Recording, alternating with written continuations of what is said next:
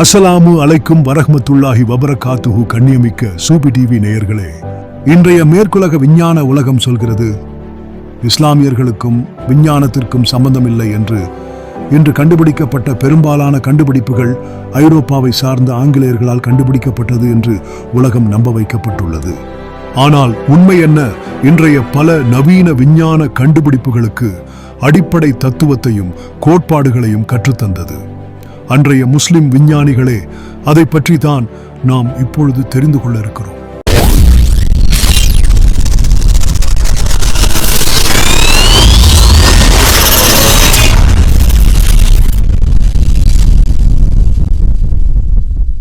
உலகின் மிகப்பெரிய இஸ்லாமிய விஞ்ஞான ஆளுமை. 10ஆம் நூற்றாண்டில் மேற்குலகம் மௌடிகத்தில் ஈடுபட்டுக் கொண்டு அடிமைகள், கொடூரமான தண்டனைகள், பெண்களை சாத்தான்கள், பேய்கள் என்றெல்லாம் சொல்லி மிக மோசமான ஏற்றத்தாழ்வுகளுடன் தங்களுடைய வாழ்வியலை முற்கால காட்டுமராண்டிகளாக வாழ்ந்து கொண்டிருந்த நேரத்தில், அந்த 9ஆம் 10ஆம் நூற்றாண்டுகளில் இஸ்லாமிய மார்க்கம் விஞ்ஞானம், மெய்ஞானம், இறைஞானம், மக்களின் தரமான வாழ்வு என அனைத்திலும் உச்சத்தை தொட்டிருந்தது. இஸ்லாமியத்தின் பொற்காலம் என சொல்லப்பட்ட காலத்தில் அன்றைய மிகச்சிறந்த இஸ்லாமிய விஞ்ஞான அறிஞர்களில் ஒருவராகவும் உலக விஞ்ஞானிகளால் மாபெரும் விஞ்ஞான மேதை என போற்றப்பட்டவர்தான் அபு அலி அல் ஹசன் இப்ன் அல் ஹைத்தம். இவருடைய பங்களிப்புகள் அறிவியல் உலகிற்கு மிக முக்கியமானவையாகவும் இந்த 21ஆம் நூற்றாண்டின் பல கண்டுபிடிப்புகளுக்கு அடித்தளம் என்பதும் மேற்குலகம் ஏற்றுக்கொள்ளக்கூடிய ஒரு கருத்தாக இருக்கிறது. அவர்களின் வாழ்க்கை வரலாறு மற்றும் பின்புலம். அபு அலி அல் ஹசன் இப்ன் அல் ஹைத்தம் அவர்களின் பிறப்பு கிபி 965இல் ஈராக்கின் பஸ்ரா நகரில் பிறந்தார். கல்வி பஸ்ரா மற்றும் பாக்தாத் ஆகிய நகரங்களில் கல்வி கற்றார். கணிதம், மருத்துவம், தத்துவம் மற்றும் குறிப்பாக ஒளியியல், ஆப்டிக்ஸ் துறையில் சிறந்த அறிவு பெற்றிருந்தார். வாழ்ந்த காலம்: அவர் எகிப்தின் கெய்ரோ நகருக்கு சென்று அங்கு வாழ்ந்து கிபி 1040இல் மரணமடைந்தார். அறிவியலில் அவரின் பங்களிப்புகள் மற்றும் தனிச்சிறப்புகள். நவீன ஒளியியலின் தந்தை இப்னு அல் ஹைத்தம் அவர்கள் ஒளியியல் துறையில் ஒரு புரட்சிகரமான மாற்றத்தை ஏற்படுத்தினார்.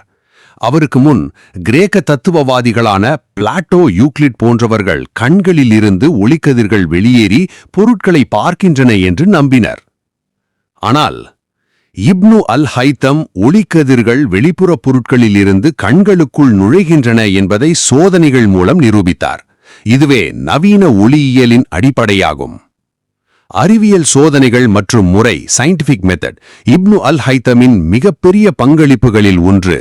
அறிவியல் உண்மைகளை வெறும் தத்துவ கருத்துகளின் அடிப்படையில் அல்லாமல் கண்கூடாக சோதித்து நிரூபிக்கும் பிராக்டிக்கல் முறையை அறிமுகப்படுத்தியதுதான். ஒரு கருதுகோளை முன்வைத்து அதை சோதனைகள் மூலம் சரிபார்க்க வேண்டும் என்று அவர் வலியுறுத்தினார். இதுவே இன்றைய நவீன அறிவியலின் அடிப்படை கொள்கையாக உள்ளது. கித்தாப் அல் மனாசிர் இது இவருடைய மிகவும் புகழ்பெற்ற நூல். இந்த நூலில் ஒளியின் பிரதிபலிப்பு, ரிஃப்ளெக்ஷன், ஒளிவிலகல், ரிஃப்ராக்ஷன், லென்சுகள், கண்ணாடிகள் மற்றும் கேமரா ஒளியியல், கேமரா ஆப்ஸ்கூரா போன்ற பல கருத்துக்களை பற்றி விரிவாக விளக்கியுள்ளார். இந்த நூல் பிற்காலத்தில் லத்தீன் மொழியில் மொழிபெயர்க்கப்பட்டு ஐரோப்பாவின் அறிவியல் வளர்ச்சிக்கு பெரும் உந்து சக்தியாக இருந்தது. கேமரா ஆப்ஸ்கூரா. இப்னு அல் ஹைத்தம் ஒரு சிறிய துளை வழியாக ஒளி ஒரு இருண்ட அறைக்குள் நுழையும் போது வெளியில் உள்ள பொருளின் தலைகீழான உருவம் சுவரில் பதிவாகும் என்பதை கண்டறிந்து விளக்கினார். இந்த செயல்முறைதான் இன்றைய நவீன புகைப்பட கருவிகளின் கேமராவின் அடிப்படை தத்துவமாகும். வானியல் மற்றும் கணிதம். ஒளியியல் மட்டுமல்லாமல் அவர் வானியல் மற்றும் கணித துறைகளிலும் முக்கிய பங்களிப்புகளை செய்தார்.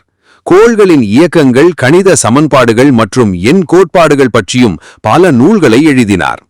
இப்னு அல் ஹைத்தம் அவர்களின் சிந்தனை முறையும் ஆய்வுகளும் பிற்கால அறிஞர்களான லியோனார்டோ டாவின்சி, கெப்லர் மற்றும் சர் ஐசக் நியூட்டன் போன்றவர்களுக்கு பெரும் தாக்கத்தை ஏற்படுத்தின. அவருடைய பங்களிப்புகள் இன்றும் அறிவியல் உலகின் அடிப்படை தூண்களில் ஒன்றாக கருதப்படுகின்றன. எண்ணெய் திரியாக நவீன உலகின் பார்வையியல், புகைப்படத்துறை என பல்வேறு துறைகளின் வளர்ச்சிக்கு அடிப்படையாக இருப்பது அபு அலி அல் ஹசன் இப்ன் அல் ஹைத்தம் அவர்களின் கண்டுபிடிப்பு தத்துவங்கள்தான். இஸ்லாமியர்கள் யாரும் விஞ்ஞானிகள் இல்லை என்று மேற்குலகம் பரப்பிக் கொண்டிருக்கக்கூடிய இந்த காலத்தில் நம்முடைய முன்னோர்களின் அடிப்படையான கண்டுபிடிப்புகளே இன்றைய விஞ்ஞான வளர்ச்சிக்கு மிக முக்கிய காரணமாக இருக்கிறது என்கின்ற உண்மை வரலாற்றை நாம் தெரிந்து கொள்வோம். இன்ஷா அல்லாஹ் வேறு ஒரு ஆளுமையை பற்றி அடுத்த காணொளியில் பார்ப்போம். இந்த காணொளி பற்றிய கருத்துக்களை கமெண்ட் செக்ஷனிலே பதிவிடுங்கள். நம்முடைய சூஃபி டிவியில் வேறு யாருடைய வரலாறு இடம்பெற வேண்டும் என்கின்ற உங்களுடைய கருத்துக்களையும் கமெண்ட் செக்ஷனிலே சொல்லுங்கள். இல்லையென்றால் எங்களுடைய வாட்ஸ்அப் நம்பருக்கு தகவல் தாருங்கள். அஸ்ஸலாமு அலைக்கும் வரஹ்மத்துல்லாஹி வபரகாத்துஹு.